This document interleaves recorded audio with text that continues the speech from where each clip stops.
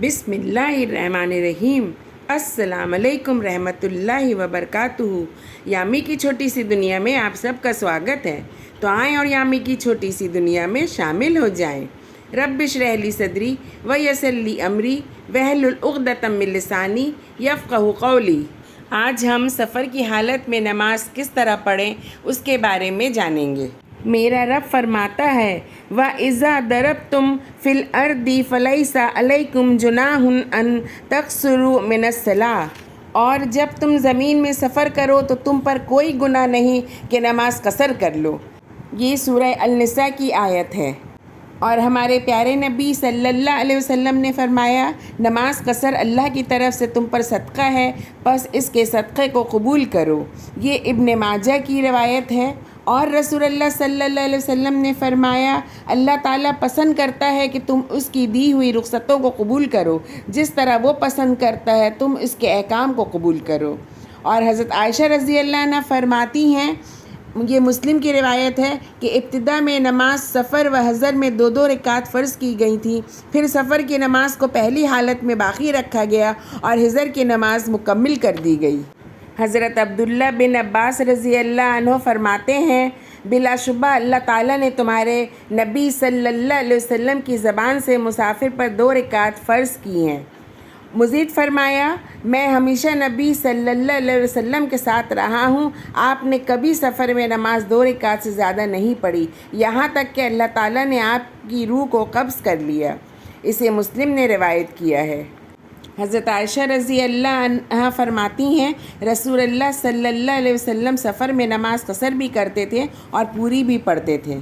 ان احادیث کی روشنی میں ہمیں پتہ چلتا ہے کہ سفر کی حالت میں ہمیں نماز قصر کرنی چاہیے۔ قصر کرنی چاہیے یعنی کہ نماز کو آدھی پڑھنی چاہیے، بلکہ نماز قصر کر کے پڑھنا یہ زیادہ افضل ہے، کیونکہ ہمارا رب بھی فرماتا ہے کہ نماز قصر کر لو سفر کی حالت میں، اور ہمارے پیارے نبی صلی اللہ علیہ وسلم نے بھی فرمایا کہ نماز قصر سے پڑھو۔ تو ہمیں نماز قصر کرنی چاہیے، اور یہ ہمارے رب کی کتنی بڑی ہم پر مہربانی ہے، وہ رحیم و کریم ہے۔ انسان جب سفر کی حالت میں ہوتا ہے تو اسے بہت سی پریشانیاں ہوتی ہیں، سفر کی تھکن ہوتی ہے، اور میرا رب، میرا رحیم و کریم رب اس حالت میں اپنے بندے کو نماز میں قصر کرنے کا حکم دیتا ہے تاکہ وہ اس کے اوپر زیادہ بوجھ نہ پڑے اور نماز آدھی کر کے پڑھی جا سکے۔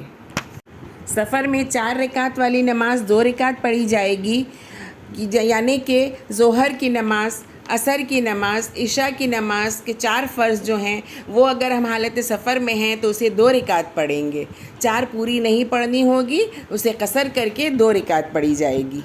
لیکن مغرب کی 3 رکعت پوری پڑھنی ہے، یعنی نماز مغرب سفر میں بھی مکمل 3 رکعت ہی پڑھی جائے گی، اور اسی طرح 2 رکعت والی نمازیں جتنی ہیں وہ 2 رکعت ہی پڑھی جائے گی، یعنی کہ صرف 4 رکعت والی نماز کو قصر کر کے 2 کرنا ہے، لیکن 2 فرض یعنی فجر میں 2 فرض ہم پڑھتے ہیں تو وہ سفر کی حالت میں بھی 2 فرض پڑھنا ہے۔ مغرب میں 3 فرض پڑھی جاتی ہے تو وہ سفر کی حالت میں بھی 3 پڑھنی ہے۔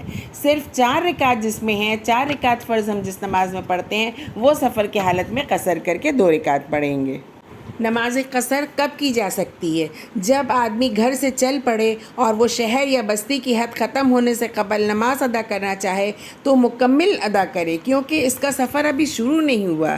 لیکن جب وہ شہر یا گاؤں کی حد ختم ہو جائے گی اور وہاں سے نماز قصر شروع ہوگی، اور واپسی پر شہر یا گاؤں کی حد شروع ہونے سے پہلے تک نماز قصر ہوگی، گاؤں کی حد شروع ہو جائے گی تو پھر وہ قصر نہیں، پوری نماز پڑھی جائے گی۔ حضرت انس رضی اللہ عنہ فرماتے ہیں کہ میں نے نبی صلی اللہ علیہ وسلم کے ساتھ نماز ظہر مدینہ میں 4 رکعت پڑھی، اور ذو الحلیفہ جو مدینہ سے باہر ایک بستی ہے میں پہنچ کر عصر 2 رکعت ادا کی۔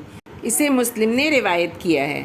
مسلم کے ایک اور روایت میں حضرت انس رضی اللہ عنہ بیان کرتے ہیں ہم نبی صلی اللہ علیہ وسلم کے ساتھ مدینے سے مکہ کی طرف نکلے تو دوران سفر میں ہم 2 رکعت پڑھتے رہیں حتیٰ کہ مدینہ واپس پہنچ گئے۔ کتنے سفر پر نماز قصر ہوگی اس کے بارے میں حضرت انس رضی اللہ عنہ بیان کرتے ہیں کہ رسول اللہ صلی اللہ علیہ وسلم 3 میل یا 3 فرسخ یعنی 9 میل پر نماز قصر کرتے تھے۔ اسے مسلم نے روایت کیا ہے۔ اس حدیث میں نماز قصر کے لیے سفر کی 2 مقداروں کی تعین ہے، 3 میل یا 3 فرسخ۔ تو احتیاطاً 3 فرسخ یعنی 9 میل سفر پر نماز قصر کی جائے۔ یہ موجودہ حساب سے تقریباً 21 کلومیٹر اور 700 میٹر بنتا ہے۔ اس کے علاوہ رسول اللہ صلی اللہ علیہ وسلم کا مینا، مزدلفہ اور عرفات میں اہل مکہ کو نماز قصر پڑھانا اور عبداللہ بن عمر رضی اللہ عنہ کا عمل بھی اس کی تائید کرتا ہے۔ اور نماز کسی ایک جگہ کب تک قصر ہو سکتی ہے، اس کے مسئلے میں علماء کرام کا اختلاف ہے۔ وجہ اختلاف یہ ہے کہ شریعت اس مسئلے میں خاموش ہے۔ قرآن و حدیث سے مسافر کے لیے قصر تو ثابت ہے لیکن کوئی حد بندی ثابت نہیں، لہٰذا کچھ علماء کرام دنوں کی قید لگاتے ہیں اور کچھ نہیں۔ حد بندی نہ کرنے والوں کا موقف دلائل کی روح سے قوی ہے، کیونکہ اگر حد بندی ضروری ہوتی تو شریعت کبھی خاموش نہ رہتی، بلکہ اتنے اہم مسئلے میں ضرور حد بندی کرتی۔ اور رسول اللہ صلی اللہ علیہ وسلم سے اگرچہ سفر میں پوری نماز پڑھنا بھی ثابت ہے، لیکن افضل قصر نماز پڑھنا ہی ہے، اور یہی رسول اللہ صلی اللہ علیہ وسلم کا معمول تھا۔ رسول اللہ صلی اللہ علیہ وسلم نے اپنی زندگی میں 20 سفر کیے اور ایک جگہ 20 دن تک قیام بھی ثابت ہے، جیسے غزوہ تبوک میں آپ صلی اللہ علیہ وسلم قصر کرتے رہیں۔ کوئی ایک بھی ایسی دلیل نہیں جس سے یہ ثابت ہوتا کہ اگر آپ صلی اللہ علیہ وسلم ان ایام سے زیادہ ٹھہرتے تو پوری نماز پڑھتے۔ صحابہ کرام رضی اللہ عنہم سے بھی کئی ماہ تک قصر کرنا ثابت ہے۔ عبداللہ بن عمر رضی اللہ عنہ آذربائیجان میں برف کے سبب راستہ بند ہونے کی وجہ سے 6 ماہ نماز قصر کرتے رہیں۔ مختصر یہ کہ اگر کوئی آدمی کسی وقتی ضرورت کے تحت سفر پر نکلے تو وہ گھر لوٹنے تک قصر کر سکتا ہے، جیسے کہ رسول اللہ صلی اللہ علیہ وسلم اور صحابہ کرام رضی اللہ عنہم کا معمول تھا۔ اور اگر کسی مجبوری کی وجہ سے کسی جگہ 6 ماہ بھی رکنا پڑے تو وہ قصر کر سکتا ہے، لیکن اگر مستقل قیام کا ارادہ ہے جیسے طالب علم و ملازم وغیرہ تو وہ پوری نماز پڑھے گا۔ باقی واللہ عالم۔ سفر میں اذان، اقامت اور جماعت ایسی ہی ضروری ہے جیسے حضر میں۔ رسول اللہ صلی اللہ علیہ وسلم نے سفر پر جانے والے 2 آدمیوں سے فرمایا، جب تم سفر میں نکلو تو راستے میں اذان کہنا، پھر اقامت کہنا، پھر تم دونوں میں سے جو بڑا ہے وہ جماعت کروائے۔ اسے بخاری نے روایت کیا ہے۔ جب مسافر امام کے ساتھ نماز پڑھے تو نماز پوری پڑھے، اور جب مسافر اکیلا نماز پڑھے تو وہ نماز قصر کر کے 2 رکعت پڑھے، یہی سنت ہے۔ نافع بیان کرتے ہیں کہ ابن عمر رضی اللہ عنہ نے مکہ میں 10 دن قیام کیا اور نماز قصر کرتے تھے اور امام کے ساتھ پڑھتے تھے تو پوری پڑھتے تھے۔ لہٰذا جب کوئی مسافر وہاں کے مقیم امام کے ساتھ نماز پڑھے گا تو پوری پڑھے گا، چاہے وہ آخری رکعت میں ہی شامل ہو، کیونکہ بخاری اور مسلم میں مطلق حکم ہے کہ جو نماز تم امام کے ساتھ پالو وہ پڑھ لو اور جو رہ جائے اسے پورا کر لو۔ سفر میں نمازیں جمع کی جا سکتی ہیں۔ اصل تو یہ ہے کہ ہر نماز اپنے وقت پر فرض ہے، لیکن دوران سفر میں مسافر کے لیے جمع تقدیم و تاخیر کی رخصت ہے، یعنی وہ ظہر کے ساتھ عصر اور عصر کے ساتھ ظہر ملا سکتا ہے۔ یہی معاملہ مغرب اور عشاء کا بھی ہے۔ ظہر کے ساتھ عصر اور مغرب کے ساتھ عشاء تو ملا کر جمع کی جا سکتی ہیں، لیکن عصر و مغرب یا فجر و ظہر کو ایک ساتھ جمع کرنا جائز نہیں ہے۔ سفر میں صرف فرض ادا کیے جائیں گے، سنت معاف ہیں۔ حضرت عبداللہ بن عمر رضی اللہ عنہ فرماتے ہیں، میں رسول اللہ صلی اللہ علیہ وسلم کے ساتھ رہا ہوں لیکن کبھی آپ کو سفر میں سنتیں پڑھتے نہیں دیکھا۔ یہ مسلم کی حدیث ہے۔ عبداللہ بن عمر رضی اللہ عنہ کو ان کے بھتیجے حفص نے کہا کہ اگر آپ سفر میں سنتیں بھی پڑھ لیں تو کیا حرج ہے؟ تو انہوں نے فرمایا، اگر میں نے سنت پڑھنا ہوتی تو میں فرض ہی پورے مقیم والے پڑھ لیتا۔ یہ مسلم کی روایت ہے۔ ہمارے پیارے نبی صلی اللہ علیہ وسلم سفر میں فجر کی سنتیں لازمی طور پر ادا کرتے تھے۔ یہ مسلم کی روایت ہے۔ اگر کسی کی کوئی نماز سفر میں رہ گئی تو وہ حضر میں فوت شدہ نماز پوری پڑھے گا، کیونکہ اب وہ مسافر نہیں، اور قصر کی رخصت دوران سفر میں ہے، جیسا کہ اللہ تعالیٰ کا ارشاد ہے، اور جب تم زمین میں سفر کرو تو تم پر کوئی گناہ نہیں کہ نماز قصر کر لو۔ یہ سورہ نساء کی آیت ہے۔ اور اسی طرح اگر کسی کی حضر میں کوئی نماز رہ گئی ہے تو اور اس نے سفر شروع کر دیا ہے تو وہ قصر کر سکتا ہے، کیونکہ اللہ تعالیٰ نے مطلق فرمایا ہے کہ مسافر قصر کر لے، تو اس پر کوئی گناہ نہیں۔ لیکن اگر وہ پوری پڑھنا چاہے تو یہ بھی جائز ہے، کیونکہ سفر میں پوری نماز پڑھنا بھی جائز ہے۔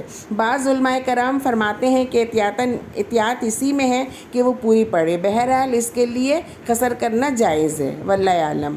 تو آج ہم نے کتاب و سنت کی روشنی میں سفر کی حالت میں نماز قصر کس طرح کر سکتے ہیں اس کے بارے میں جانا۔ آخر میں میرے رب سے میری یہی دعا ہے کہ پروردگار عالم ہمیں کتاب و سنت پر چلنے کی توفیق عطا فرمائے اور تمام امت مسلمہ کو صراط مستقیم پر چلنے کی توفیق عطا فرمائے۔ ہم ہر وہ عمل کریں جس سے ہمارا رب راضی ہو، اور ہم ہر اس عمل سے دور رہیں جس سے ہمارا رب ناراض ہو۔ اللہ سبحانہ تعالیٰ ہمیں کہنے، سننے، سمجھنے کی توفیق عطا فرمائے اور ان پر عمل کرنے کی۔ آمین یا رب العالمین۔ آپ سب کو میرا یہ ویڈیو پسند آیا ہو تو لائک کریں، شیئر کریں، سبسکرائب کریں، اور ہاں، بیل آئیکن میں کلک کرنا نہ بھولیں، اور کمنٹ کے ذریعے مجھے اپنے قیمتی مشوروں سے نوازیں۔ تو خوش رہیں، اپنا خیال رکھیں۔ اگلے ویڈیو میں بہت جلد پھر ملاقات ہوگی۔ تب تک کے لیے اللہ حافظ۔